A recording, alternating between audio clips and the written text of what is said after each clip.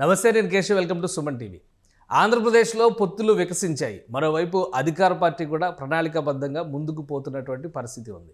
అయితే ఎన్నికల్లో ఎవరిని ఎంచుకోవాలనేది ఓటర్కి ఉండేటువంటి సగటు సందేహం. ఇలాంటి పరిస్థితుల్లో ప్రస్తుతం నడుస్తున్నటువంటి ప్రభుత్వ విధానాలు ఎలా ఉన్నాయి, కూటమి కట్టినటువంటి నేపథ్యంలో ఆంధ్రప్రదేశ్ రాజకీయాలు ఏ విధంగా మారబోతున్నాయి, ఈ తరుణంలో అనూహ్యంగా లోక్సత్తా వ్యవస్థాపక అధ్యక్షుడు జయప్రకాష్ నారాయణ గారు ఒక స్టేట్మెంట్ ఇచ్చారు. ఎన్డీఏ కూటమికి మద్దతుగా నిలవాల్సినటువంటి సందర్భం ఇది అని అన్నారు. ఎందుకు అన్నారు? దశాబ్దాలుగా అనేక పోరాటాలు చేసి ఎన్నికల సంస్కరణల కోసం, ప్రజాస్వామ్యం కోసం పనిచేసిన జేపీ గారి మనసులో ఉన్నటువంటి ఆలోచనలు ఏంటి, ఎందుకు ఎన్డీఏ కూటమికి మద్దతుగా నిలవాల్సిన పరిస్థితి ఉంది, ఈ అంశాలను విశ్లేషించేటువంటి ప్రయత్నం చేద్దాం. మనతో పాటు డాక్టర్ జయప్రకాష్ నారాయణ గారు ఉన్నారు. జేపీ గారు నమస్కారం. జేపీ గారు, ఈ స్టేట్మెంట్ని, అంటే ఇప్పటి వరకు మీరు చేసినటువంటి ఉద్యమ పరంపరను చూసిన వాళ్ళు కానీ, ప్రజాస్వామ్య ఆకాంక్షల గురించి మాట్లాడిన విధానాన్ని చూసిన వాళ్ళు కానీ కొంచెం ఆలోచింపజేసేటువంటి స్టేట్మెంట్. ఎందుకంటే ఎప్పుడు మీరు ఇలా చెప్పలేదు, ఒక కూటమి లేదా ఒక పార్టీకి మీరు మద్దతుగా ఉండండి అనేటువంటి మాట. ఎందుకు ఆంధ్రప్రదేశ్ని ఒక ప్రత్యేకమైనటువంటి సందర్భంగా చూడాల్సిన పరిస్థితి ఉందా ఇప్పుడు? కేశవ్ మనకి చాలా కాలంగా పరిచయం. ఒక 30 ఏళ్ల పాటు, 25 ఏళ్ల పాటు ఈ ప్రజాస్వామ్య ఉద్యమం, అంతకుమునుపు ఒక అధికారిగా, పౌరుడిగా నిరంతరం పోరాటం చేసిన వాళ్ళని ఈ దేశంలో ప్రజాస్వామ్యాన్ని కాపాడాలని చెప్పాను. అనుభవం నేర్పిన పాఠం ఏంటంటే, లాజిక్ ప్రకారం వెంటనే జరిగేది ఉన్నా కూడా ఒక సమాజ స్థితిని బట్టి, అక్కడ రాజకీయ పరిణితిని బట్టి కొన్ని మౌలికమైన మార్పులు చాలా కాలం పడతాయి. అంతకాలం పట్టకూడదు. వచ్చినంత మేరకు ఈ మార్పుల్ని సాధించడంలో కీలక పాత్ర వహించిన వాళ్ళు నేవకండి ఈ దేశంలో. అది అందరికీ తెలుసు. ఒక పాలనా సమాచార హక్కు వచ్చినా, లేకపోతే వ్యవసాయ రంగంలో ఆంక్షలు తొలగి రైతులకు ఆదాయం పెరిగే ఏర్పాటు జరిగినా, లేదంటే ఇప్పుడు ఇటీవల కాలంలో ఈ ఎలక్ట్రల్ బాండ్స్ దుమారం చెలరేగుతుంది. అసలు మీరు చెక్ రూపంలో విరాళాలు ఇచ్చినట్టయితే, బ్లాక్ మనీ కాకుండా వైట్ మనీ ఇచ్చినట్టయితే పూర్తిగా పని రాయితీ కల్పించిన, వీటన్నిటిలో కూడా లోక్సత్తా పాత్ర, ప్రజాస్వామ్య పట్టణ పాత్ర, నా పాత్ర విశేషంగా ఉన్నది. కానీ మౌలికమైన మార్పులు ఇంకా ఈ సమాజం సిద్ధంగా లేదు, రాజకీయం సిద్ధంగా లేదు. అంచేత రాజకీయంలో ఉన్న చెడు చాలా మంచి జరుగుతోంది ఈ దేశంలో, టెక్నాలజీ వల్ల, ఆర్థికాభివృద్ధి వల్ల, మౌలిక సదుపాయాల వల్ల. కానీ రాజకీయం ఉన్న కొద్దికి ఇంకా చెడిపోతుంది. అది వాస్తవం. అందులో ముఖ్యంగా తెలుగు రాష్ట్రాల్లో, దక్షిణాది రాష్ట్రాల్లో, కేరళ మినహాయిస్తే. అలాంటప్పుడు దేశానికి మార్గం ఏమిటి? ఈ దేశం నాశనం అయిపోయింది, దేశానికి భవిష్యత్తు లేదు. ఇది చాలా మూర్ఖుల వాదం, చారిత్రక దృక్పథం లేని వాళ్ళ వాదం. మానవ సమాజం ఎప్పుడు కూడా ముందుకే వెళ్తుంది. 20-30 ఏళ్లుగా రాజకీయం చాలా రకాలుగా చెడిపోయినా కూడా, అంటే ఓట్ల కొనుగోలు పెరిగిపోయింది, తాత్కాలికమైనటువంటి తాయిలాలు పెరిగిపోయినాయి, ప్రజల్ని మభ్యపెట్టి కులం, మతం పేరుతో ప్రజల్ని సమీకరించడం పెరిగిపోయింది. కానీ అదే సమయంలో ఆర్థికంగా మనం పెరిగాం. దేశం ఎందుకు తట్టుకుంటుంది అంటే, పూర్వంతో పోలిస్తే కరెంటు సరిగ్గా అందుతుంది, పూర్వంతో పోలిస్తే రహదారులు, రవాణా ఉన్నాయి, పూర్వంతో పోలిస్తే ఆదాయాలు పెరుగుతున్నాయి, పూర్వంతో పోలిస్తే నైపుణ్యాలు కొంతమేరకన్నా పెరుగుతున్నాయి. ఇవాళ ప్రపంచంలో కాస్త ఎదిగే అవకాశం ఈ దేశానికి స్పష్టంగా ఉంది. అది కనుక మనం కనీసం నడవనిస్తే, ఆర్థికంగా పెరిగే అవకాశం మన ప్రజలకు ఇచ్చినట్టయితే, కడుపు నిండిన వాళ్ళ ఆలోచన కొంచెం పరిణతి చెందుతుంది. ఆకలిగా ఉన్నవాడు ఈ పూట ఆకలి ఏంటి, ఈ సాయంత్రం భోజనట్లా, రేపు భోజనట్లా తప్ప అంతకంటే ఎక్కువ ఆలోచించడం కష్టం అవుతుంది. ప్రజాస్వామ్యం అన్నది మధ్యతరగతి వర్గాల వ్యవస్థ. ప్రజాస్వామ్యం ఆకలిలో ఉన్న పేదలకి ప్రజాస్వామ్యం అంతగా పనిచేయదు. కాబట్టి ఒక నిర్ణయానికి నేను వచ్చాను, చాలా నిస్సందేహంగా చెప్తున్నాను బహిరంగంగా కొన్నేళ్ల నుంచి. ఇవాళ దేశంలో ప్రజాస్వామ్యాన్ని బాగు చేయడానికి, ప్రజల భవిష్యత్తు తీర్చిదిద్దడానికి ఒకే ఒక్క ఆశాకిరణం ఉన్నది. అది ఆర్థిక ప్రగతిని వేగంగా చేయడం. అది చేయాలంటే మౌలిక సదుపాయాలు కావాలి. అది చేయాలని చెప్పంటే పెట్టుబడులకు ప్రోత్సాహం కావాలి. అది చేయాలంటే చట్టం ఉన్నవాడికి చుట్టమైన దేశంలో కొంతమేర కన్నా, అరే నేను వ్యాపారం చేస్తే, నేను నా డబ్బు పెట్టుబడిగా పెడితే, రిస్క్ తీసుకుంటే నాకు న్యాయం దొరుకుతుంది, నేను మార్కెట్లో అందరితో పోటీ పడగలను, ప్రజలు ఒప్పుకుంటే నేను ఎదుగుతాను, పిల్లలు బాగుపడతారు. ఆ ధైర్యం కావాలి. అది కావాలంటే యువతకు నైపుణ్యం కావాలి, మంచి ఆరోగ్యం కావాలి. అభివృద్ధి అంతా ఒక మహానగరంలో కాకుండా, ఒక హైదరాబాద్లోనో, చెన్నపట్నంలోనో, బొంబాయిలోనో కాకుండా, బెంగళూరులో కాకుండా కాస్త గ్రామ ప్రాంతాలకు విస్తరించేట్టుగా చిన్న చిన్న పట్టణాలు రావాలి. కాబట్టి రాజకీయ సంస్కరణల దేశంలో ఏ లక్ష్యాలతో లోక్సత్తా పోరాడుతుందో అది కొనసాగాలి. నేను 5 ఏళ్లలో జరిగిపోతుందని ఆశపడ్డాను. రైట్. అనుకున్న పాఠం అది 5 ఏళ్ళు కాదు 50 ఏళ్ళు పడుతుందని అర్థమైంది నాకు. ఈలోగా దేశాన్ని కాపాడుకోవాలంటే ఆర్థిక ప్రగతి కావాలి. మన అదృష్టం కొద్దీ ఆర్థిక ప్రగతి ఇవాళ మనకు అందుబాటులో ఉన్నది. కానీ ఆంధ్రప్రదేశ్లో తీర ప్రాంతంలో రాష్ట్రమైనప్పటికి కూడా అక్కడ ప్రజల్లో బోడంత తపన ఉన్నది, నైపుణ్యం ఉన్నది. దేశ విదేశాల్లో అక్కడ మంచి పేరు పొంది అనుభవం పొందిన వాళ్ళు చాలామంది ఉన్నారు, పెట్టుబడి పెట్టేవాళ్ళు ఉన్నారు. ఇవన్నీ ఉన్న అంగట్లో అన్నీ ఉన్నాయి, అల్లుడి నోట్లో శని అయిపోయింది. రాష్ట్రం మొక్కలైన కారణంగా, హైదరాబాద్ను కోల్పోయిన కారణంగా దిగాలు పడ్డాం. ఆర్థికంగానూ కొంచెం ఇబ్బందులు పాలైనారు. మళ్ళీ ఆంధ్రప్రదేశ్కి ఆర్థికంగా ఇబ్బందులు తగ్గించడం కోసం బాగా కృషి చేసిన వాడిని నేను. ఇవాళ రాష్ట్ర విభజన నేపథ్యంలో మనకు వచ్చే రైతుల కోసం కానీ, ఆ తర్వాత ఇచ్చిన హామీలు అమలు చేయడం కోసం గట్టిగా శాస్త్రీయంగా ప్రామాణికంగా పోరాటం కానీ, ఈ మొత్తంలో కూడా నా పాత్ర చాలా విశిష్టంగా ఉంది. కాబట్టి ఈ నేపథ్యంలో మనకున్న ఒకే ఒక్క దారి సంక్షేమాన్ని, అభివృద్ధిని సమతూకం చేయడం. సంక్షేమం అవసరం, కానీ దాంతోపాటు రేపొద్దున ఉపాధి కల్పన లేకపోతే, ఆదాయాలు పెరగకపోతే, పెట్టుబడులు రాకపోతే, మౌలిక సదుపాయాలను బాగు చేయకపోతే, ప్రభుత్వం చేయాల్సిన పనులన్నీ చేయకుండా నాశనం చేసి పారేసి నేను సగం డబ్బు తినేస్తాను, మిగతా డబ్బు అంతా పనిచేస్తాను, అదే పరిపాలన అని చెప్పి అన్నట్టయితే ప్రజాస్వామ్యంలో, ఒక పేద దేశంలో అది చాలా శాపం. ఇది చాలా భయంకరమైన ప్రమాదం. ఎందుకంటే ఎవరో డబ్బు పంచుతున్నారు, వాళ్ళు డబ్బు అనుకుంటారు జనం, పాప అమాయక జనం. ఇది మన డబ్బు అని ప్రజలకు అర్థం కావట్లా, ఇది మన హక్కు అని అర్థం కావట్లా. అంతేకాకుండా సంక్షేమంతో పాటు రేపొద్దు నా పిల్లలు ఎదగగలగాలి, ఎవరిని యాచించే అవసరం లేకుండా ఎవరితోనైనా పోటీ పడగలగాలి. వాళ్ళ నైపుణ్యాన్ని బట్టి వాళ్ళకి ఉపాధి రావాలా, వ్యాపారం చేయగలగాల, వృత్తిని చేపట్టాలా, ఆదాయాలు పెరగాల, మిగతా వాళ్ళతో సమానం కావాలి. పేదరికం ఆ రకంగా పోతుంది తప్ప ఎవడో డబ్బులు పంపిణీ చేస్తే పేదరికం ఏనాడు పోదు. ఆంధ్రప్రదేశ్లో ప్రభుత్వం చాలా విచిత్రంగా అసలు సంక్షేమమే పరిపాలన, ఇంకేం లేదు. అంటే ప్రభుత్వం చేస్తున్నటువంటి వాదన, అధికార పార్టీ చెప్తున్నటువంటి వాదన కూడా చూస్తే ఇది మానవ వనరుల అభివృద్ధికి చేస్తున్నటువంటి పెట్టుబడి కాబట్టి రాబోయేటువంటి రోజుల్లో దీనివల్ల ఎక్కువ ప్రయోజనాలు ఉంటాయి అంటున్నారు. సామాజిక పెట్టుబడిగా దీన్ని వర్ణించాల్సినటువంటి అవసరం ఉందని వైసీపీ నాయకులు చెప్పారు. అలాంటి సంకేతాలు కానీ, అలాంటి అవకాశం కానీ కనిపించడం లేదా ఇందులో? కేశవ్, మానవ వనరుల అభివృద్ధి ఖచ్చితంగా కావాలి, దాని అనుమానం. నేను నిరంతరం మాట్లాడేది ఏంటి? విద్య, ఆరోగ్యం, విద్య, ఆరోగ్యం. అసలు భారతదేశంలో గత 30 ఏళ్లలో నా అంతగా విద్య ఆరోగ్యం ఆకర్షించిన వాళ్ళు. కొత్త జాతీయ విద్యా విధానంలో నా పాత్ర ఉంది. అలాగే జాతీయ ఆరోగ్య మిషన్ని రూపకల్పన చేసిన వాడిని జాతీయ స్థాయిలో, జాతీయ సలహా మండలి సభ్యుడిగా. కాబట్టి అవి వద్దని చెప్పిన ఎవరు అనరు. కానీ డబ్బు ఖర్చు పెడితే విద్య వస్తున్నట్టు కాదు. ఆంధ్రప్రదేశ్లో 90-95 వేల రూపాయలు ఒక్కొక్క బిడ్డ మీద పాఠశాల విద్యకు ప్రభుత్వం ఖర్చు పెడుతుంది. నా దగ్గర గణాంకాలు ఉంటాయి, కాకతాళీయంగా గణాంకాలు ఉన్నాయి. 14-16 సంవత్సరాల మధ్య, లేదా 16-18 సంవత్సరాలు, 14 నుంచి 18 సంవత్సరాల లోపల, అంటే 18 ఏళ్ళు అంటే 7-8 ఏళ్ళు 10 ఏళ్ళు చదువుకునేలాగా 100కి 25 మంది 2వ తరగతి స్థాయి చిన్న పేరాన్ని చదవలేకపోతున్నారు ఇప్పటికి కూడా ఆంధ్రప్రదేశ్లో గ్రామీణ ప్రాంతాలు. 2వ తరగతి స్థాయి అర్థం చేసుకోవడం కూడా మాట్లాడతాను నేను. 2వ తరగతి స్థాయి చదవలేకపోతున్నారు 17-18 ఏళ్ల వయసులో. అట్లాగే చిన్న భాగారం చేయమంటే 3 అంకెల సంఖ్యను 1 అంకెతో భాగారం చేయమని చెప్పంటే మీకు 17-18 ఏళ్ల వయసులో వాళ్ళు ఆంధ్రప్రదేశ్లో 43% మంది 365ని 7తో భాగించు అని చెప్పంటే భాగించలేకపోతున్నారు. ఎందుకు భాగించడం తెలియదు, అది పక్కన పెడదు. మనం అభివృద్ధి చేసా ఉంటున్నారు కదా. నేను ఊరికి ఎప్పుడు కూడా ఇష్టం వచ్చినట్టు మాట్లాడు, గణాంకాలు లేకుండా, వాస్తవాలు తర్కం లేకుండా మాట్లాడితే ఊరికే పోసుకోలు కబుర్లకు. అట్లాగే రాత్రి 10ంటికి పడుకున్నావు, పొద్దున్న 6ంటికి లేచావు, ఎన్ని గంటలు నిద్రపోయావో చెప్పు అని చెప్పంటే మీకు 14-16 సంవత్సరాల మధ్య 40% మంది, 14-16 సంవత్సరాల మధ్య 40% మంది రాత్రి 10ంటికి పడుకుని పొద్దున్న 6ంటికి లేస్తే ఎన్ని గంటలు పడుకున్నామంటే చెప్పలేకపోతున్నా. కఠోరమైన వాస్తవాలు ఇవన్నీ, కల్పితం కాదు. అసలు సర్వే అని చెప్పి నేనే జాతీయ స్థాయిలో మొట్టమొదటి సర్వే 2005లో ఆ నివేదిక బయట పెట్టాను. నేను మాంటెక్స్ గాలివాలి ఆనాటి ప్రణాళికా సంఘం ఉపాధ్యక్షుడు, మేమిద్దరం దాన్ని ఢిల్లీలో దాన్ని విడుదల చేశాం. అప్పటి నుంచి ప్రతి ఏడాది సర్వేలు తిరుగుతున్నాయి.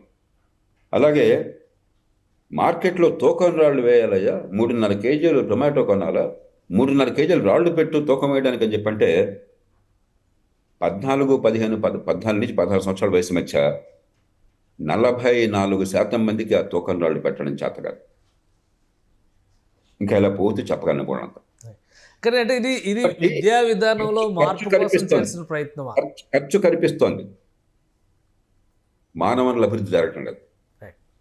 జరగొద్దని మెడ మీద తలకాయ ఉన్నవాడు ఎవడండు. మానవ వనరుల అభివృద్ధి లేకుండా సంపాదించే శక్తి పెంచకుండా, ఒక పక్కన నైపుణ్యం కావాలి, సంపాదించే శక్తి రావాలి, మరో పక్కన సంపాదించడానికి ఉపాధి కలగాలి. అది కావాలంటే మౌలిక సదుపాయాలు, పెట్టుబడులు, పారిశ్రామికీకరణ, ఉపాధి కల్పన కావాలి. ఈ రెండు కావాలి. ఇవన్నీ పక్కన పెట్టేసి తాయిలాలు ఇవ్వటమే, బటన్ నొక్కటమే, పన్నుల డబ్బు వసూలు చేసేది కూడా నేను ఇచ్చా, ఎవరో మా నాన్నగారి సొమ్ము నేను తాకట్టు పెట్టినట్టుగా ప్రజల సొమ్ము మీరు తీసుకుని ఆ డబ్బుని సగం తగలేసి సగం కైంకర్యం చేసి ఎన్నికల్లో ఖర్చు పెట్టాం కాబట్టి మా మహారాజులం కాబట్టి మిగతాది అందరికీ క్రమబద్ధంగా పనిచేసి ఇదే పరిపాలన అని చెప్తే దాన్ని మనం అంతా ఒప్పుకుంటే భారతదేశం ఎల్లకాలం నిరుపేద దేశంగా మిగిలిపోతుంది.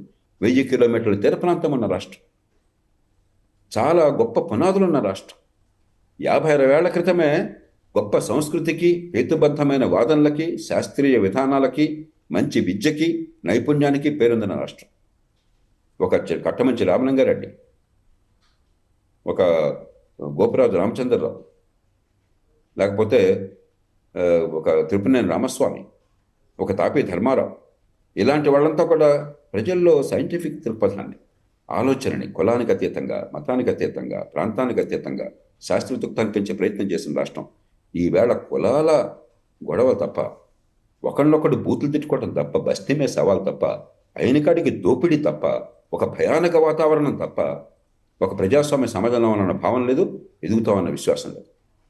కానీ అంటే దీనికి అంతటికీ ఒకే పార్టీ బాధ్యత వహించాల్సిన పరిస్థితి ఉంటుందా? ఆంధ్రప్రదేశ్లో ఉన్న రాజకీయ పార్టీలన్నీ ఈ దేశంలో మన రాష్ట్రాలలో ఉన్న పొరపాట్లకి రాజకీయంలో అధికారంలో ఉన్న వాళ్ళందరూ కూడా తలా పాపం తలా పిడికిడు అంటారు కదా. నాతో సహా నేను కూడా ప్రభుత్వంలో పనిచేశాను కదా, కాబట్టి నేను ఎవరి మీద నింద వేయట్లా. ఇప్పుడేం చేయాలి? ఇట్లు శాపనార్థాలు వాళ్ళకి వదిలేద్దాం, వాళ్ళు చాలా నిష్ణాతులు దానిలో. ఒకరినొకటి తిట్టిపోయటంలో, శాపనార్థాల్లో మనకెందుకు గొడవ అంతా? ఇప్పుడు మనం చూడాల్సిన దేశం ఏ పరిస్థితుల్లో ఉంది, దాని నుంచి బయటపడడానికి మార్గం ఏంటి? ఉన్న వాళ్ళల్లో ఎవరు ఉన్న మేరకు కాస్తంత విజ్ఞత వ్యవహరించే అవకాశం ఉన్నది. అంతకుమించి నేను మళ్ళీ చెప్తున్నాను, ఇదేదో మంచికి చెడుకి మధ్య పోరాటం కాదు, దేవతలకి రాక్షసులకి మధ్య పోరాటం కాదు. అంటే మీరు చెప్పినటువంటి మార్పుని విశ్వసించడానికి ఎన్డీఏ కూటమి వైపు నుంచి చూస్తే పాజిటివ్ పాయింట్స్ ఏంటి? 3-4 విషయాలు తీసుకోండి. ఖచ్చితంగా గత 10 ఏళ్లలో నరేంద్ర మోదీ గారు ప్రభుత్వం కానీ, అంతకుముందు వాజ్పేయి గారి ప్రభుత్వం కానీ మౌలిక సదుపాయాల కల్పనలో చాలా పెద్ద ప్రయత్నం జరిగింది. ఈ దేశానికి మొబైల్ ఫోన్లు 100 కోట్ల మందికి వచ్చినాయి అంటే, ఇవాళ దేశమంతా డిజిటల్ ఇన్ఫ్రాస్ట్రక్చర్ వచ్చింది అంటే, అవినీతి లేకుండా సంక్షేమాన్ని మధ్యవర్తులు లేకుండా అందించగలుగుతున్నారు అని చెప్పంటే, పెట్టుబడులు పెరుగుతున్నాయి అంటే, ఒక విశ్వాసం కలుగుతోంది అంటే, కోవిడ్ లాంటి సంక్షోభాన్ని ఎదుర్కొని కూడా ఆర్థిక ప్రగతి ప్రపంచంలో పెద్ద దేశాల్లో ఎక్కువ స్థాయిలో ఉన్న వచ్చే 20-25 ఏళ్ళు పెరిగే అవకాశం కనిపిస్తోంది అంటే, ఖచ్చితంగా సంక్షేమాన్ని, అభివృద్ధితో సమతూకాన్ని మోదీ ప్రభుత్వం పాటించింది, గతంలో వాజ్పేయి ప్రభుత్వం పాటించింది. అలాగే చంద్రబాబు నాయుడు గారి ప్రభుత్వం, ఆయన మీద ఎన్నైనా మీకు ఆరోపణలు ఉండొచ్చు, లేకపోతే విమర్శలు జరగచ్చు, తప్పలేదు, రాజకీయంలో ఎవరైనా విమర్శించవచ్చు. కానీ ఆనాటి ఉమ్మడి ఆంధ్రప్రదేశ్లో కానీ, తర్వాత బాగా దిగులు పడిపోయినటువంటి విభజిత ఆంధ్రప్రదేశ్ రాష్ట్రంలో కానీ 2014-19 మధ్య మౌలిక సదుపాయాల కల్పన, ఆర్థికంగా కష్టమున్నా కూడా ఉన్నంతలో దాన్ని జాగ్రత్తగా పొదుపుగా వాడి ప్రయోజనాలు తీసుకువచ్చే ప్రయత్నం చేయడం, పరిశ్రమలను ఆకర్షించడం, పెట్టుబడులను ప్రోత్సహించడం, ఒక విశ్వాసాన్ని కలిగించడం ఖచ్చితంగా ఆయన చేసినటువంటి విశ్వసనీయత ఉన్నది. ఇక పవన్ కళ్యాణ్ గారు ఇంకా పరిపాలనలో లేరు కాబట్టి అది చెప్పలేం, కానీ ఒక స్వచ్ఛమైన రాజకీయం కావాలని చెప్పని మనసు పెట్టి ప్రయత్నం చేస్తున్నారు. కాబట్టి గత చరిత్రను బట్టి మనం చూడగలం. రెండోది ఏమవుతుంది, మన దేశంలో చట్టబద్ధ పాలన లేదు. మన దేశంలో బడుతున్నాడిదే బరే, రాష్ట్రం అంతే, దేశం అంతే, దానిలో ఈ పార్టీ ఆ పార్టీ పెద్ద వేరుగా లేవు. కానీ దానిలో కూడా శృతి మించిపోయింది. ఆంధ్రప్రదేశ్లో శృతి మించిపోయింది, ఒక గీత దాటిపోయింది. మనకేదో తెలుగులో సామెత ఉంది, మోసం తింటున్నా కదా అని మెడలో మోకులు వేసుకోవడం అన్నమాట. విపరీతమైన ధోరణి వచ్చేసింది, ఒక ఆధిపత్య ధోరణి, మిగతా వాళ్ళని బతకనీయని ధోరణి, అంత తెలుస్తామన్న ధోరణి, ఒక మాఫియా ధోరణి. ఖచ్చితంగా ఏ పార్టీ ఉన్నా, నరేంద్ర మోదీ గారు జాతీయ స్థాయిలో ఉండొచ్చు, మరి ఇవాళ రేవంత్ రెడ్డి గారు తెలంగాణలో, జగన్మోహన్ రెడ్డి గారు ఆంధ్రప్రదేశ్లో చెడిపోతే ఇంకొకరు రావచ్చు. ఎవరన్నా కూడా చట్టబద్ధ పాలన సమూలంగా మార్చాలి. కానీ కనీసం ఉన్నత నాశనం కాకూడదు. ఈవేళ అసలు మీ ఆస్తుల రక్షణ ఉంటుందా? అసలు ఎలక్షన్లో ఓట్లు స్వేచ్ఛగా వేయగలరా అని మొట్టమొదటిసారిగా తెలుగునాట ఒక చర్చ చెలరేగుతోంది. ఏ పెద్ద రాష్ట్రంలో కూడా భారతదేశంలో గత 75 ఏళ్లలో ఎన్ని లోపాలున్నా కూడా ఎన్నికల్లో స్వేచ్ఛగా ఓటు వేసే అవకాశం లేదన్న భయం కలగల. అంటే ఏమిటి? చట్టబద్ధ పాలన అసలే ఊగిసలాడుతోంది. దాన్ని మరింత దిగతచ్చారు. ఈ 2 విషయాల్లో పొరపాట్లు ఉన్నాయి. అన్ని పార్టీల్లో పొరపాట్లు ఉన్నాయి. మన వ్యవస్థ లోపభూయిష్టమైంది. కానీ కాస్తంత ఎంతో కొంత కొన్ని మర్యాదలను పాటించు, కొన్ని పద్ధతులను పాటించడం ఈ కూటమిలో ఉన్న పార్టీలకు ఉన్నది. అంటే రెండు విషయాలు ఆంధ్రప్రదేశ్లో ఉన్నటువంటి ప్రజల్ని ఎక్కువగా తొలుస్తున్నటువంటి, మీరు అన్నట్టుగా అప్పట్లో అంటే 2014-19 కాలంలో చంద్రబాబు నాయుడు గారు ప్రభుత్వం తీసుకున్నటువంటి నిర్ణయాలు ఆర్థిక పురోభివృద్ధికి బాటలు వేసి ఉండొచ్చు, కానీ మొత్తం అవినీతిమయమైపోయినటువంటి పరిపాలన అనేటువంటి ఆరోపణ వైసీపీ బలంగా చేసింది. 2019 ఎన్నికల్లో తీర్పు కూడా వైసీపీకి అనుకూలంగా వచ్చింది. ఇప్పుడు చేస్తున్నటువంటి ప్రచారం కూడా అదే తరహాలో ఉంది. ఇంకా రెండో విషయం, ఇప్పుడు వైసీపీ ఆధ్వర్యంలో జరుగుతున్నటువంటి అరాచక పాలన అనేది కేవలం తెలుగుదేశం అనుకూల మీడియా సృష్టిస్తున్నటువంటి ప్రచారం మాత్రమే అనేటువంటి కౌంటర్ స్ట్రాటజీ కూడా విపరీతంగా వినిపిస్తుంది.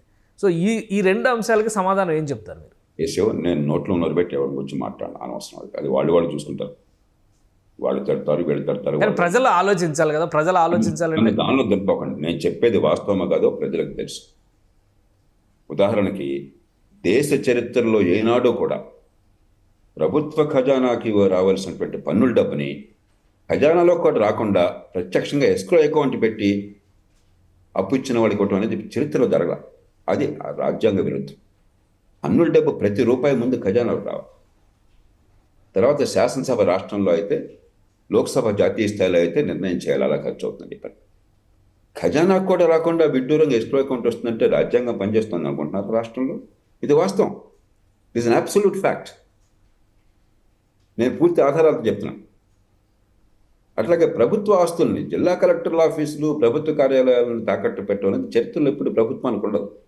Government sovereign. 1,00,000 కోట్ల రూపాయలకు పైచులకి ఈవేళ పన్నులు జరిగిపోయినాయి, కాంట్రాక్టులు అయిపోయినాయి, చెల్లించాల్సిన డబ్బులు ఉన్నాయి, కొనుగోలు ఉంటే కొనుగోళ్లు చేశారు, అవి చెల్లించక బకాయిలు పెట్టారు. నీ చావును ఏం చేస్తామని కోర్టుకు వెళ్తే ఏమవుతుందో మనకు తెలుసు. 10 ఏళ్ళు పడుతుంది. పాపం చిన్న వ్యాపారులు, చిన్న కాంట్రాక్టర్లు, చిన్న ఉద్యోగులు ప్రాణాంతకంగా బతుకుతున్నారు, కళ్ళనీళ్ళు పెట్టుకుంటున్నారు. ఎప్పుడు జరగల.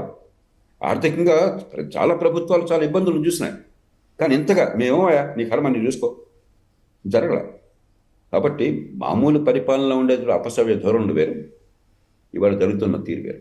అన్ని తప్పులే, ఎక్కడ తప్పున్న తప్పే. కానీ చిన్న తప్పుని పెద్ద తప్పుని ఒకే రకంగా చూసి మనం అన్నిటికీ ఉరిశిక్ష అనలేము, అన్ని భయంకర నేరాలుగా చిత్రించలేం.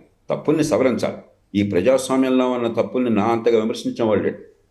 అది ఎన్డీఏ ప్రభుత్వం చేసినా, బీజేపీ చేసినా, చంద్రబాబు గారిని బహుశా నేను విమర్శించిన ఎవరిని విమర్శించారు మీ అందరికీ తెలియదు. ఆయన్ని లోకమంతా కీర్తిస్తున్నాడు, లోపాలను చూపెట్టాను, అధికార కేంద్రీకరణ పొరపాటును వాదించాను. అవినీతి వాళ్ళ దేశంలో తాండవంటలేదని చెప్పంటే మనం మోసం చేసుకుంటున్నాం. ఎలక్షన్లో 25-30 కోట్లు ఖర్చు పెట్టిన తర్వాత అవినీతి లేకుండా రాజ్యం నడుస్తుందా? వ్యక్తులుగా అవినీతి పరులు కాకపోవచ్చు, ఒక వ్యవస్థగా, ఒక రెంట్ సీకింగ్ వ్యవస్థలో మనం నిలబడుతున్నాం. దాని నుంచి బయటపడాలి. దానికి ఈ పార్టీ ఆ పార్టీ మినహాయింపు కాదు. ఎవరు ఎక్కువ ఉన్నారు, ఎవరు తక్కువ ఉన్నారు నేను దానిలో మాట్లాడు. అవి మీకు తెలుసు, నాకంటే ఎక్కువ ప్రజలకు తెలుసు. కాబట్టి ఇవన్నీ ఏంటంటే వాదనలు వదిలేద్దాం. ప్రతిదానికి కులం తీసుకొస్తున్నాం. ఇది ఒక కుల, రెడ్ల పార్టీ, అది కమ్మ పార్టీ, అది కాపు పార్టీ. ఇది చాలా మనం అవమానించుకునేటువంటి స్థాయి. రాజశేఖర రెడ్డి గారు ఏ కులం ఆయన? ఎన్నిసార్లు ఆయన బహిరంగంగా నేను మెచ్చుకుంటున్నాను. ఆయన ఒక అభివృద్ధి సంక్షేమానికి సమతూకాన్ని తీసుకొచ్చి అభివృద్ధికి బాట వేశారు. ఆ ఇంగిత జ్ఞానం కావాలి ఏ పార్టీ ఉన్నా కూడా. అది పూర్తిగా పోగొట్టేసి అసలు నాకు పరిపాలన గురించి నాకు అనవసరం, నేను మీకు అందరూ డబ్బులు పంచుతున్నాను, లేదా నేను ఇస్తున్నాను, నీ ఓట్లు నాకు హక్కు, భవిష్యత్తు నాశనం అవుతుంది, మీ పిల్లలు ఎట్లా ఉంటారు, తరతరాలుగా బెదరుగా మిగిలిపోతారు, మీది పుచ్చుకుని చేయి. ఈ ధోరణి ప్రజాస్వామ్యానికి, మనిషి హుందాతనానికి చాలా ప్రమాదకరం. కానీ ప్రభుత్వ పక్షాన్ని చేస్తున్నటువంటి వాదనని మనం చూస్తే కనుక ఆంధ్రప్రదేశ్లో అభివృద్ధి విషయంలో ఎక్కడా కూడా కుంటుపడడం అనేది కానీ, వెనుకబాటుతనం అనేది కానీ, నిజంగా అభివృద్ధి అద్భుతంగా జరిగితే, నిజంగా ఉపాధి కల్పన బ్రహ్మాండంగా ఉంటే, నిజంగా రేపొద్దున తమ కాలం మీద అవకాశం ప్రజలకు ఉన్నట్టయితే ఆర్థికంగా సౌష్ఠవం ఉన్నట్టయితే రాష్ట్రంలో మరుగు సదుపాయాల కల్పనుంటే పారిశ్రామికంగా పెట్టుబడులు జరిగినట్టయితే మీరు నేను ఎంత మాట్లాడినా కూడా టంకా బజాయించి ప్రజలు మళ్ళీ పట్టం కడతారు. కానీ అప్పుల విషయంలో మీరేం చెప్తారు? అసలు అప్పులపైన అంతా అభూత కల్పనలో తప్పుడు ప్రచారం తప్పితే ఏమీ లేదనేటువంటి వాదనకి సమాధానం ఉందా? ఇది ప్రభుత్వం నుంచి ఇచ్చినటువంటి సమాచారం, నా సొంత సమాచారం కాదు. 2022-23 సంవత్సరంలోనే, గత సంవత్సరానికే ఈ నడుస్తున్న సంవత్సరం కూడా కాకుండా 43% అప్పులు అధికారికంగా ప్రభుత్వం తీసుకున్నవి. ప్రభుత్వమే తీసుకున్నా కూడా ఆఫ్ బడ్జెట్ లోన్స్ అంటారు వేరే వాళ్ళు. అది కాకుండా బకాయిలు చూసినట్టయితే, అంటే చెల్లించాల్సిన డబ్బులు, అప్పులు చేయలేదు కాబట్టి డబ్బులు కట్టలేదు కదా, మీకు నేను ₹1,00,000 ఇవ్వాలి, నేను ఇవ్వలేదు, నా ఖాతాలో డబ్బు పోదు, కానీ మీకు ఇవ్వాలి. అది అప్పు కింద లెక్క. ఎవరి దగ్గర అప్పు తీసుకోరండి కాగితం మీద, అందుకని అప్పుగా కనిపించట్లేదు. అది కూడా తీసుకుంటే 50% వచ్చింది. ఈ డబ్బంతా పని వనరులు వచ్చినాయా, ఆస్తులు పెరిగినాయా సమాజానికి? లేదు. తాయిలాలకు ఖర్చు పెడుతున్నాం, దుబారా ఖర్చు పెడుతున్నాం, రోజువారీ ఖర్చులు ఖర్చు పెడుతున్నాం. ఆంధ్రప్రదేశ్ కష్టాలన్నిటికీ కూడా విభజన హామీలు అమలు చేయకపోవడమే కారణం అనేటువంటి చర్చ ఎక్కువ జరుగుతుంది. అదే ప్రధానమైనటువంటి ఇబ్బందిగా. దానికి నేను చేసిన కృషి ఏ అధికారం లేకుండా, ఒక ఎమ్మెల్యే ఎంపీ లేకుండా భారతదేశంలో ఎవరు చేయాలి, ఆ తెలుగునాట ఎవరు చేయాలి? కేవలం నా ప్రయత్నం వల్లనే 2014-15 సంవత్సరానికి చెందినటువంటి బకాయిలు, రెవెన్యూ డెఫిసిట్ బకాయిలు ఇంతవరకు రానివి మొన్న 10,461 కోట్లు వచ్చినాయి. ఆ మొత్తం క్యాల్కులేషన్ అంతా నేను 2019లో చేసి భారత ప్రభుత్వానికి ఇచ్చాను, రాష్ట్రానికి ఇచ్చాను, పార్టీలకు ఇచ్చాను. నేను ఎంత చేశాను అక్కడ ఆనాటి క్యాల్కులేషన్లో 10,493 కోట్లు. అంటే నేను ₹100 చెప్తే ₹99.70 వచ్చినాయి ఢిల్లీ నుంచి. వీళ్ళు ఒక్కళ్ళు చేయాల. అలాగే మిగతా ఒకట పోలవరం ఉంది, మొదటి దశ పూర్తవబోతున్నది, బ్రహ్మాండంగా జరుగుతుంది. 5 ఏళ్లలో ఏం జరుగుతుందో దేవుడికి తెలుసు. అంచేత మాటలు కాదు, మన ఆంధ్రప్రదేశ్లో పార్టీలు పెద్దాన్ని కూడా రాజకీయమయం, నినాదాలమయం చేసి అసలు విషయాలు పక్కన పెడుతున్నాయి. రాష్ట్ర అభివృద్ధి కోసం పాటుపట్ల చిత్తశుద్ధితో. అందుకని నేను ఊరికే పైపైన కాదు, దేశవ్యాప్తంగా నిపుణులతో కూర్చోబెట్టే, తెలుగు వాళ్ళతోనే కాదు, తెలుగు వాళ్ళు మనకు కావాలంటాం. మనం కావాలంటే ఢిల్లీలో మనం మాట్లాడుతుంటాడు, కేశవ్ మాట్లాడుతుంది, చెప్పి మాట్లాడు, వాళ్ళు ఎందుకు వినాలా? పక్షపాతంతో మాట్లాడతారు. తమిళ్ కావాలంటారు. జాతీయ స్థాయిలో నిపుణులను కూర్చోబెట్టాను నేను. వైకే అలగ్ గారు ఒకప్పుడు ప్రణాళిక మంత్రి, దేశంలో ప్రణాళిక సంఘం ఉపాధ్యక్షుడు, సుప్రసిద్ధ ఆర్థికవేత్త, గుజరాతీ మనిషి ఆయన. మరొక ఆయన తమిళనాడు నుంచి తెచ్చాను, ఇంకో ఆయన కర్ణాటక నుంచి, ఇంకో ఆయన ఉత్తరాది నుంచి. వాళ్ళందరూ కలిసి నిర్ణయం చేశారు, ఒడిపుగా పద్ధతి ప్రకారం చేయటం మానేసి ఊరికి అరుపులు, కేకలు, పెడబొప్పలు అంతే. అంటే మీ ప్రయత్నం ఏదైనా పార్టీ తరపున లేదా లోక్సత్తా సంస్థ తరపున ఏ విధంగా చేశారు ఇండిపెండెంట్గా? ప్రజాస్వామ్య పీఠము, లోక్సత్తా ఉద్యమము. నాకేమీ అధికారం అక్కర్లా. అధికారం కోసం ఎందుకు పాకులాడుతున్నారో దేవుడి కనుక. వెళ్ళిన తర్వాత చేసేది ఏం లేదు ఎవరు కూడా. ఈ ఎమ్మెల్యేలు, ఎంపీలు అయిన తర్వాత చాలామంది ఏదో వాళ్ళ పబ్బం గడిపోవటం తప్పితే. మనకు కావాల్సింది పౌరులుగా మనందరికీ. వచ్చిన బకాయిలు సద్వినియోగం అయినాయా? అది మీరు చెప్పాలా. లెక్కలు చెప్పాను కదా మీకు ఏం జరుగుతుందో. ఇంకొకటి, ఆంధ్రప్రదేశ్లో ఎన్డీఏ కూటమి పైన ప్రధానంగా వస్తున్నటువంటి విమర్శ, ఇది ఒక అవకాశవాద పొత్తు, అవసరం కోసం పెట్టుకున్నది అనేటువంటి విమర్శ వస్తుంది. అలాంటి పరిస్థితుల్లో మీరు ఆ కూటమికి మద్దతు అంటే ప్రజలు ఏ విధంగా అర్థం చేసుకోవాలి? కేశవ్, ప్రజాస్వామ్యంలో పొత్తులు అవసరం కోసం కాకుండా అనవసరంగా ఉంటాయా? ఎందుకు అవసరం అవుతుంది? మన ఎన్నికల వ్యవస్థ first past the post system. ఒక ఓటు ఎక్కువ వస్తే గెలుపు, ఒక ఓటు తక్కువ వస్తే ఓటమి. ఇతర దేశాల్లో మనం అనవసరంగా బ్రిటిష్ వాళ్ళ పద్ధతి అనుకునించాం. దాన్ని కాదని గట్టిగా పోరాడుతున్న వాడిని దేశంలో అతి కొద్ది మందిలోనే ఒకటి. ఆ వ్యవస్థ మనకి పనికిరాదు, కానీ ఆ వ్యవస్థను పెట్టుకున్నాం, మనం దాన్ని కొనసాగిస్తున్నాం. ఈ పార్టీలో దాన్ని మార్చాలని కోరడంలా. ఇలా మాట్లాడేవాళ్ళు ఏదో పైపైన మాట్లాడాలి తప్ప సందర్భాన్ని బట్టి మళ్ళీ వాళ్ళు పొత్తు చూపించే మంచి పొత్తే. కాబట్టి ఆ మాటలకు అర్థం లేదు. మన ఎన్నికల వ్యవస్థలో 2 పార్టీలకే స్థానం. మనం భారతీయ జనతా పార్టీ ఉన్నది, అంత ప్రభావశీలమైన పార్టీ అయినా కూడా కర్ణాటకలోను, ఆంధ్రప్రదేశ్లోను, మరో రాష్ట్రంలోనూ పొత్తులు అవసరం అవుతుంది కదా. తమిళనాడులో పిఎంకేతో పొత్తు కుదుర్చుకోవాల్సి వచ్చింది. ఆంధ్రప్రదేశ్లో టీడీపీతో, జనసేనతో పొత్తు కుదుర్చుకోవాల్సి వచ్చింది. కర్ణాటకలో గతంలో అధికారంలో ఉన్నా కూడా దేవగౌడ గారి పార్టీ జేడీఎస్తో పొత్తు కుదుర్చుకోవాల్సి వచ్చింది. అదేం అవమానం కాదు కాంగ్రెస్ పార్టీ పొత్తు కుదుర్చుకోవట్లేదు. అంచేత మన ఎన్నికల వ్యవస్థలో పొత్తులు అనివార్యం. లేకపోతే ఏమవుతుంది, మీ ఓటు వృధా అవుతుందన్న భావన కలగగానే మీ మీద నమ్మకం ఉన్నా మీకు ఓటేరు. అంచేత పొత్తుల్ని ఇది తప్పంటే ఎట్లా? ప్రజలు ఓటేస్తారు. ఓటేయాల్సింది ప్రజల మనసుల్లోంచి. అంతేగాని పొత్తులు నైతికము అనైతికం మీరు ఏం అంటే మన ఇష్టం వచ్చినట్టు మాట్లాడతాం. రాజకీయ పార్టీలకి ప్రజల భావాల్ని ప్రతిబింబించే బాధ్యత ఉన్నది. ప్రజల మనసులోకి గొంతులు ఇచ్చే బాధ్యత ఉన్నది. మద్దతు సేకరించి పరిపాలనలో ఉండి ఒళ్ళు దగ్గర పెట్టుకుని మళ్ళీ దేశాన్ని దోచుకోవడం కాకుండా, ఒక సుల్తాన్లాగా తొగ్లక్లాగా పరిపాలించడం కాకుండా పద్ధతి ప్రకారం నిబద్ధతతో పనిచేసే బాధ్యత ఉన్నది. అవన్నీ పక్కన పెట్టి బూతులు తిట్టడం తప్ప ఇంకోటి లేకుండా పోయింది. జయప్రకాష్ నారాయణ గారు పవన్ కళ్యాణ్ గారితో కలిసి ఫ్యాక్ట్ ఫైండింగ్ కమిటీ ఆంధ్రప్రదేశ్కి సంబంధించినటువంటి విభజన హామీలపైన గతంలో వర్క్ చేశారు. తర్వాత ఈ కమిటీ ఏర్పాటు చేసిందని అంతకంటే చాలా ప్రామాణికమైంది, చాలా పుస్తకాలు వివరించాం. పవన్ కళ్యాణ్ గారు సో అంటే రాజకీయంగా మీకున్నటువంటి సంబంధాల వలన ఎన్డీఏకి అనుకూల వాదన చేస్తున్నారని అనుకోవచ్చా? రాజకీయంగా నాకు సంబంధాలు లేని పార్టీ లేదు. వామపక్షాలతో సంబంధాలు ఎన్నో సందర్భాలు మీరు ఇందాక లింకులకు వస్తుంది మాట్లాడారు కదా, జాతీయ స్థాయి వామపక్ష నాయకులతో నేను సవివరంగా వాళ్ళతో సంప్రదించి ఎన్నికల వ్యవస్థ మార్చడానికి దారి తీయండి అని చెప్పంటే ఏ కారణంగానే వాళ్ళు పట్టించుకోకపోయారు. కాంగ్రెస్ పార్టీతో సన్నిహిత సంబంధాలు ఉన్నాయి. సోనియా గాంధీ గారితో బహుశా పార్టీ బయట చాలా మంచి సంబంధాలు ఉన్న వారిలో అవ్వకండి. మన్మోహన్ సింగ్ గారితో బ్రహ్మాండమైన సంబంధాలు ఉన్నాయి. నరేంద్ర మోదీ గారితో సంబంధాలు ఉన్నాయి. చనిపోయిన అరుణ్ జైట్లీ గారితో సంబంధాలు ఉన్నాయి. రవిశంకర్ ప్రసాద్తో ఉన్నాయి. అరుణ్ శౌర్య గారితో ఉన్నాయి. మరి మన రాష్ట్రానికి చెందినటువంటి మహిళ ఆర్థిక మంత్రి మరి నిర్మలా సీతారామన్ గారితో ఉన్నాయి. ఇది ప్రజా జీవనంలో మనకెవరు శత్రువులు కాదు. జగన్మోహన్ రెడ్డి గారు నాకు శత్రువు కాదు. రాజశేఖర రెడ్డి గారితో బ్రహ్మాండమైన సంబంధాలు ఉన్నాయి. చంద్రబాబు నాయుడు గారితో ఉన్నాయి. అంచేత ప్రజా జీవనంలో మనం సిద్ధాంతాలతో విభేదించవచ్చు, అయినా కూడా పరస్పర గౌరవం కావాలి. నీలం సంజయ్ రెడ్డి గారు ముఖ్యమంత్రిగా ఉండగా ప్రతిపక్ష నాయకుడిగా ఉన్నది గౌతు లచ్చన్న గారు. రోజు ఆయన విమర్శించారు. సంజయ్ రెడ్డి గారు శ్రీకాకుళం జిల్లా పర్యటనకు వెళ్తే ముఖ్యమంత్రిగా పక్కన కాంగ్రెస్ నాయకుడు కానీ ఆయన బాగా ఉబ్బేయాలని చెప్పని గౌతు లచ్చన్న గారి మీద ఇష్టం వచ్చినట్టు ఒక తిట్టడం మొదలెట్టాడంట. సంజయ్ రెడ్డి గారు వెంటనే కారు ఆపేసి తన పార్టీ నాయకుడిని దింపేసి మళ్ళీ కారు తలుపు ముంచేసి వెళ్ళిపోయాడు. అది హుందాగల రాజకీయం. ఇది శత్రురాజుల మధ్య వైరం కాదు. ఇది ఈ దేశ భవిష్యత్తు కోసం సిద్ధాంతాల ఆధారంగా మీకున్నటువంటి ఆలోచన, మీ ఆదర్శం ఆధారంగా మార్పుల కోసం ప్రయత్నం చేయడం. ఇటీవల కాలంలో జయప్రకాష్ నారాయణ గారు ఆంధ్రప్రదేశ్ ప్రభుత్వం నిర్వహించినటువంటి నాడు నేడు కార్యక్రమానికి అటెండ్ అయ్యారు. వైసీపీతో కూడా సాన్నిహిత్యంగా ఉంటున్నారు అనేటువంటి అభిప్రాయం వచ్చింది. నేను ఆ కార్యక్రమంలో పాల్పంచుకున్నాను. ఏమిటది? సహకార బ్యాంకు స్వర్ణోత్సవ సందర్భంగా. ఎందుకు పాల్పంచుకున్నాను? ఆ బ్యాంక్కి చాలా అధ్వాన స్థితిలో ఉండగా ఆ బ్యాంక్కి సారథ్యం వహించిన వాడిని నేను. ఆ బ్యాంకుని అగ్రస్థానం నిలబెట్టిన వాడిని నేను. ఆ గౌరవంతో ప్రేమతో నన్ను పిలిచారు. అదే వేదిక మీద ముఖ్యమంత్రి గారు ఉన్నారట. నేను వెళ్ళాక తెలిసింది. ముఖ్యమంత్రే, ప్రధానమంత్రే, ఒక పార్టీ నాయకుడే.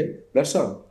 దానికి వాళ్ళేమో మాతో ఉన్నారని చెప్పుకున్నారు, వీళ్ళేమో మాకు వ్యతిరేకమైనారు అనుకున్నారు. నేను ఎందుకు మళ్ళీ చెప్తున్నాను, అందరితో సత్సంబంధాలు ఉండటం వేరు. సిద్ధాంతాల ప్రాతిపదికన దేశ భవిష్యత్తు ఏ రకంగా బాగుంటుంది ఆలోచనతో మీరు వ్యూహాన్ని ప్రజల ముందు పెట్టి అమలు చేయడం వేరు. మనం ఏమనుకుంటున్నాం? మళ్ళీ చెప్తున్నాను, శత్రురాజులు అనుకుంటున్నాం మనం. ఆంధ్రప్రదేశ్లో ఈవేళ ప్రజాస్వామ్య రాజకీయం నడవట్లా, బస్తీ మే సవాల్ రాజకీయం నడుస్తుంది. ప్రజా నాయకత్వాన్ని ఆసరాగా చేసుకుని కులం పేరుతోనో, ప్రాంతం పేరుతోనో, లేకపోతే వర్గం పేరుతోనో పెట్టి బూతులు తెచ్చుకుని ప్రజల్ని సిగపట్టి పట్టించుతున్నారు. అధికారంలో ఉన్న వాళ్ళు శుభ్రంగా, వాళ్ళకేం పోయింది? 100 కోట్లు సంపాదిస్తున్నారు. అర్హత లేకపోయినా సామాన్యుల బెదరకం కొనసాగుతోంది. కానీ ప్రజల్ని మాత్రం మూఢుల్ని చేస్తున్నారు, ఉన్మాదుల్ని చేస్తున్నారు. నేను ఏనాటికి అలాంటి ఉన్మాదానికి వ్యతిరేకం. ఈ 30 ఏళ్ళు ప్రజాజీవనంలో బహిరంగంగా ఉన్నాను. అంతకుముందు ప్రభుత్వంలో పనిచేశాను. ఒక్కనాడైనా అదుపు తప్పైనా చూడండి. కాబట్టి ప్రజాస్వామ్యం నడిపే తీరు ఇది కాదు. ఏదో మన కర్మ కొద్దీ నేను ప్రజాస్వామ్యం అనుకుంటున్నాం, ఓటేస్తున్నాం, అరుస్తున్నాం తప్పితే ఇంకా లోతైన ప్రజాస్వామ్య స్పృహ కావాలి మన సమాజానికి. రైట్. ఫైనల్గా జయప్రకాష్ నారాయణ గారు ఎన్నికల ప్రచారానికి వెళతారా? ఏ పార్టీ? ఇప్పుడు కూటమికి మద్దతు అన్నారు కాబట్టి ఆ క్రమంలో ఎన్నికల ప్రచారానికి ఆంధ్రప్రదేశ్ ప్రజలు లేదా దేశవ్యాప్తంగా ప్రజల్ని సరైనటువంటి నాయకులు ఎన్నుకునేటువంటి క్రమంలో మీ వాదాన్ని వినిపించే అవకాశం ఉందా? ఇప్పటికే ఆలోచన లేదు. మా భావాలను స్పష్టంగా చెప్పాం. లోక్సత్తా కార్యకర్తలు ఖచ్చితంగా ఈ భావాలు అర్థం చేసుకుని అంగీకరించేవారంతా కూడా ప్రచారం చేస్తారు. ఈ దేశంలో ప్రజాస్వామ్యం కోసం నడుం కడతారు. ఎన్నికలైన తర్వాత కూడా ఎవరు వచ్చిన అధికారంలోకి నేను ఒక నిర్దిష్ట ఎజెండా కూడా ప్రకటించాను. మామూలు ఎజెండా కాకుండా ఎన్నికల అభివృద్ధి ఎట్లా ఉండాలి, మరి చట్టబద్ధ పాలనలో ఏ మార్పులు కావాలి, వ్యవసాయంలో ఏం చేయాలి, ఆర్థిక క్రమశిక్షణలో చాలా స్పష్టమైన విధానాలు ప్రకటించారు. ఇవన్నీ కూడా ఊరికి పైపైన నోటి మాటలు కాదు. ఉదాహరణకు దేశంలో ఆర్థిక క్రమశిక్షణ గురించి సవివరంగా చర్చాపత్రాన్ని తయారు చేశాం. జాతీయ స్థాయిలో గ్రౌండ్ టేబుల్ ఏర్పాటు చేశాం. మహామహులతో కూర్చున్నాం. ఇవన్నీ ఊరికే ఆషామాషిగా ఈ పార్టీ ఆ పార్టీ ఎలక్షన్ కోసం వచ్చింది కాదు, దేశాన్ని కాపాడడం కోసం. కాబట్టి ఆ ప్రయత్నం నిరంతరం లోక్సత్తా కొనసాగిస్తుంది. వ్యక్తిగతంగా నేను ప్రచారంలో పాల్గొంటాను అనేది ప్రస్తుతానికి ఆలోచన లేదు, అవసరాన్ని బట్టి చూద్దాం. రైట్. థ్యాంక్ యూ జేపీ గారు, మీ అభిప్రాయాలని పంచుకున్నందుకు. ఇది జయప్రకాష్ నారాయణ గారు చెప్తున్నటువంటి వాదన ప్రకారం ఆంధ్రప్రదేశ్లోనే కాదు దేశవ్యాప్తంగా మౌలిక అభివృద్ధి, ఆర్థిక అభివృద్ధి మాత్రమే ప్రజల జీవన ప్రమాణ స్థాయిని పెంచుతుంది అనేటువంటి మాటను ఆయన విశ్లేషిస్తున్నారు. ఈ క్రమంలో ప్రస్తుతం ఎన్డీఏ ప్రభుత్వం నడుస్తున్నటువంటి తీరు గతం కంటే భిన్నంగా ఉంది, ప్రజలకు అవసరమైనటువంటి ప్రగతిని అందిస్తుందని నమ్ముతున్నారు. కాబట్టి ఎన్డీఏకి మద్దతుగా ఆయన వ్యాఖ్యలు చేసినట్టుగా చెప్తున్నారు. ఇక ఆంధ్రప్రదేశ్లో రాజకీయాలు ప్రజాస్వామ్య పరిరక్షణ కోసం జరగాల్సినటువంటి సందర్భంగా ఆయన సూచిస్తున్నారు. రాజ్యాంగ హక్కుల్ని, రాజ్యాంగం ప్రసాదించినటువంటి హక్కుల్ని కాపాడుకునే దిశగా ఆంధ్రప్రదేశ్ ఓటర్ కూడా ఆలోచించాలని చెప్తున్నారు. ఇది స్పెషల్ డిస్కషన్. Keep watching.